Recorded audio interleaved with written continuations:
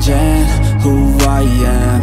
I'm making a new plan, rearranging my life, and I won't look back ever again.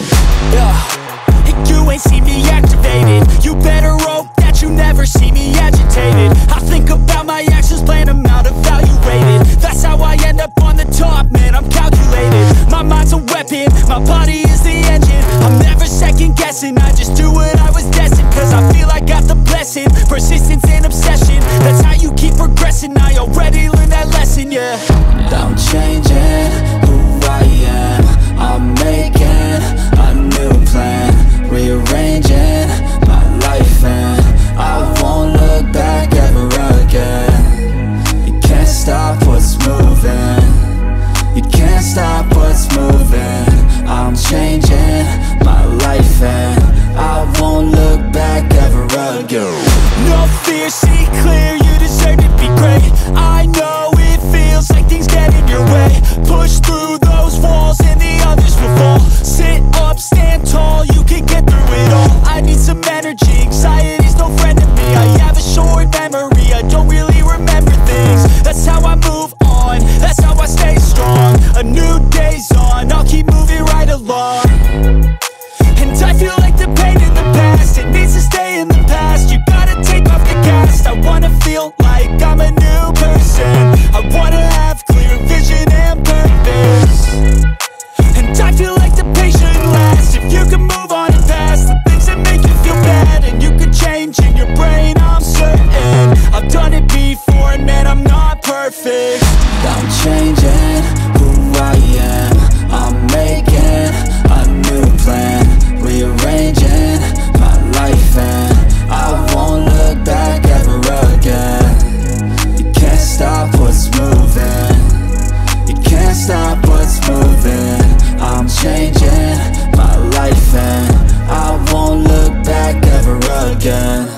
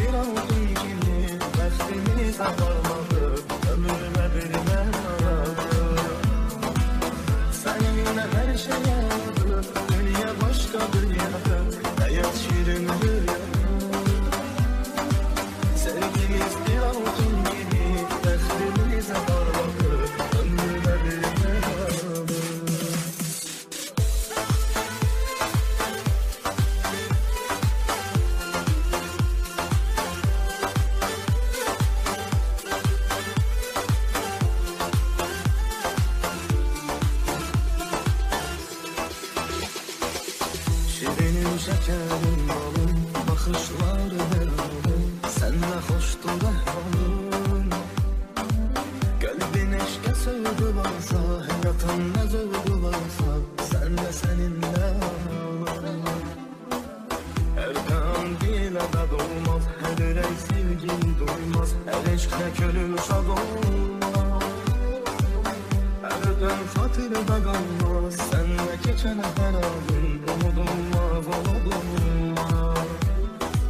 Kim değer sevgi beladı, saf sevgi hayallardır, bize gerçekleri